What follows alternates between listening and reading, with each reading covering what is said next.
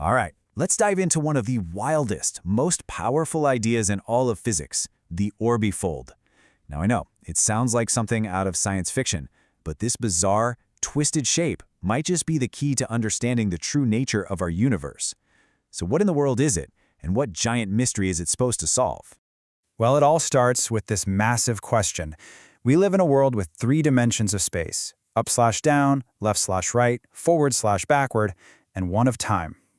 But string theory, which is really our best shot at a theory of everything, well, it needs 10 dimensions for the math to even work. So where are the other 6? Are they just hiding somewhere? That is the cosmic detective story we're going to unravel today. So here's our roadmap. First, we'll tackle that mystery of the missing dimensions. Then, we'll introduce our prime suspect, the Orbifold, this special kind of twisted space.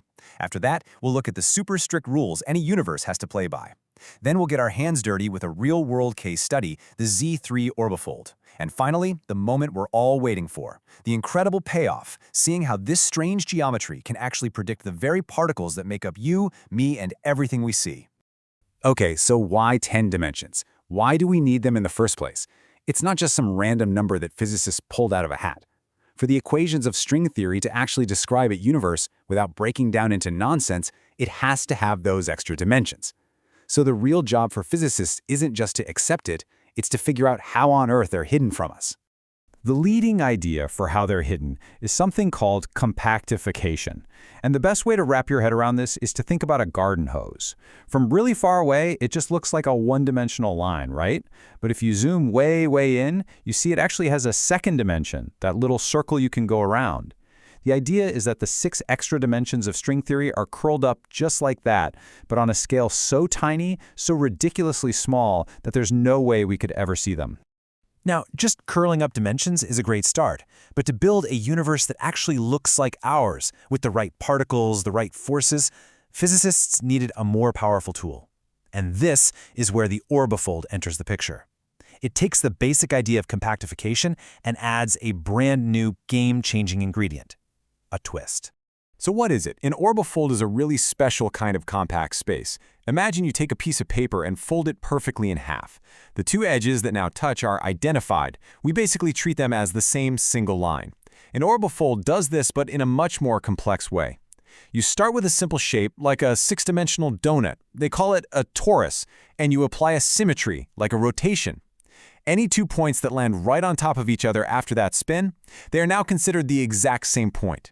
This whole gluing process creates these special pinch points or singularities, and those are the key to everything. And look, this isn't just a metaphor, it's a very precise mathematical procedure. As the text here says, an orbifold is obtained by identifying points under a discrete group H. Now don't get hung up on the jargon. All that means is you take a space and you apply a specific set of twists. That's your group H. The big idea is actually pretty simple. The final shape of your universe is defined entirely by the twists you choose to apply. Let's just break it down into a recipe. Step 1. You start with your raw material, a simple, well-behaved space like a 6 torus. Think of it as a block of marble. Step 2. You choose your tool, your point group, which is just a specific set of twists you're going to use. Step 3. You do the work. You apply the twists and identify all those equivalent points. And step 4. You have your sculpture, the Orbifold. And the most interesting parts are what they call fixed points. Those are the singular spots that didn't move during the rotation. That's where all the really cool new physics is going to pop up. But here's the catch, and it's a big one. You can't just pick any random twist you want. If you want to build a space that could actually be our universe, your Orbifold has to obey some very, very strict physical laws. It has to be stable, it has to be mathematically consistent. You know, these rules are the ultimate filter for any potential model of reality. And there are 2 main rules of the game. First, supersymmetry. This is a beautiful proposed symmetry that pairs up every matter particle with a force particle. It's a fundamental part of string theory, so whatever twist we do, we can't break it. The second rule is something called modular invariance. The best way to think of this is like a quality control check. It basically makes sure that the physics you calculate is real and doesn't just depend on some arbitrary way you chose to describe the geometry. Your answers have to be consistent no matter how you look at the problem. Okay, that's enough of the abstract theory. Let's see how this all actually works with one of the most famous and successful examples that physicists have studied. It's time to meet the Z3 orbifold. The Z3 orbifold it's beautiful because it's so simple, relatively speaking. You take your six-dimensional donut, your torus, and you apply one very specific twist, a 120-degree rotation, happening across 3 different planes all at the same time. This one elegant twist has absolutely profound consequences for the kind of universe that can exist inside it. Now, obviously, we can't visualize 6 dimensions, but this slide here gives us a little peek by showing us a 2-dimensional slice. This grid represents the underlying structure of the space. And I want you to look at those X's. Those mark the special spots that don't move during that 120-degree spin. These are our singularities, the fixed points we've been talking about. What this shows us is that the twist creates this very specific, repeating pattern of these special points all throughout the space. The physics that emerges from this new shape now gets split into 2 different categories. First, you have the untwisted sector. These are the particles and forces that were already there on the original torus and were simple enough to survive the twist totally unchanged.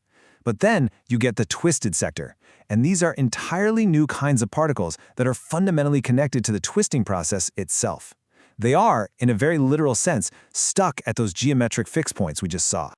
So, we have this really complex geometric shape, with its own rules, its own special points. What does it all mean? Well, this is where it gets truly incredible. The specific geometry of the Z3 orbifold isn't just some abstract curiosity. It directly dictates the laws of physics and the types of particles that can exist in our 4-dimensional world. And here it is, the big payoff.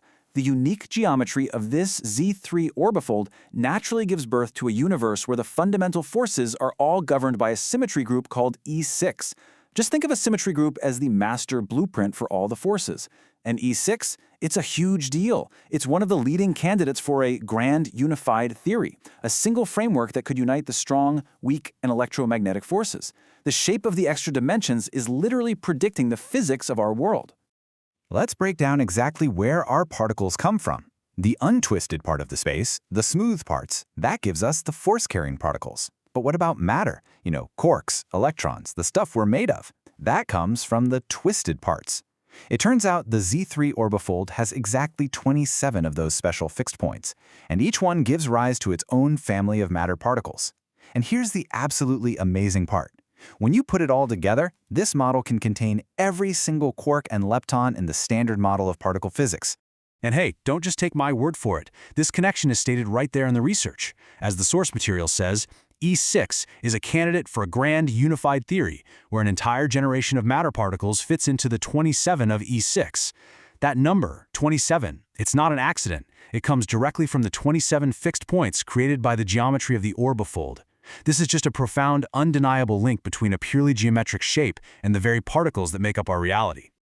So, we did it. We found a recipe for a universe that looks just like ours. Is the case closed? Well, not so fast. While orbifolds and other compactifications are unbelievably powerful, they're also unbelievably flexible. By adding more bells and whistles, physicists have found that string theory doesn't just predict one possible universe, but a colossal number of them. A landscape of possibilities. How many? Well, it's often estimated to be as large as 1 followed by 500 zeros. And that leaves us with our final mind-bending question. Orbifolds show us how to build the universe, how to get from 10 dimensions down to 4, in a way that can look startlingly like our own. But in doing so, they also reveal that our universe might be just one of a practically infinite number of other possibilities. So the great success of string theory has uncovered its next and maybe its greatest challenge. Not just explaining a universe, but explaining our universe. Why this one? That is the mystery that physicists are working to solve right now.